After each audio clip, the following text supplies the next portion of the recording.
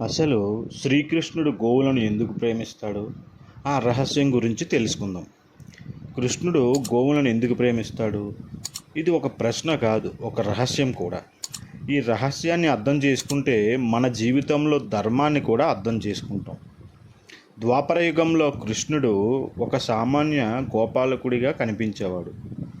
కానీ గోవులు సాధారణ జంతువులు కావు. అవి సర్వశక్తి దేవతలు. గోవులు ప్రతి ఒక్క ప్రాణం నుండి పుట్టే దేవతలు.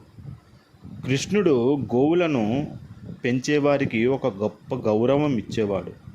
గోవులు ఈ భూమికి ఒక అమృత సమానం. అవి ఒక జీవితంలో ఒక ప్రాణం నుండి పుట్టే దేవతలు.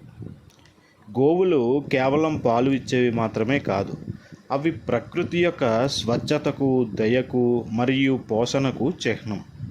కృష్ణుడు గోవులను ప్రేమించడం ద్వారా ఈ సృష్టిలోని ప్రతి జీవి పట్ల కరుణ, ప్రేమ మరియు గౌరవం కలిగి ఉండాలని బోధించాడు.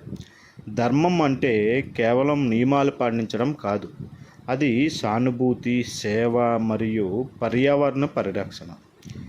గోవులను సంరక్షించడం ద్వారా కృష్ణుడు ఈ లోకానికి సేవ చేయడం మరియు సమతుల్యతను కాపాడడం యొక్క ప్రాముఖ్యతను చూపించాడు. అవి మనకు నిస్వార్థమైన ప్రేమను, పోషణను అందిస్తాయి. కృష్ణుడు గోవులతో గడిపిన ప్రతి క్షణం నిస్వార్థమైన ప్రేమ, దయ మరియు సహజీవనం యొక్క గొప్ప పాఠం. ఆవులను ప్రేమించడం ద్వారా కృష్ణుడు విశ్వంలో ప్రతి జీవికి ఉన్న ప్రాముఖ్యతను మరియు వాటిని గౌరవించాల్సిన ఆవశ్యకతను నొక్కి చెప్పాడు. కాబట్టి కృష్ణుడు గోవులను ఎందుకు ప్రేమించాడో మనం అర్థం చేసుకుంటే మనం ధర్మం యొక్క లోతైన అర్థాన్ని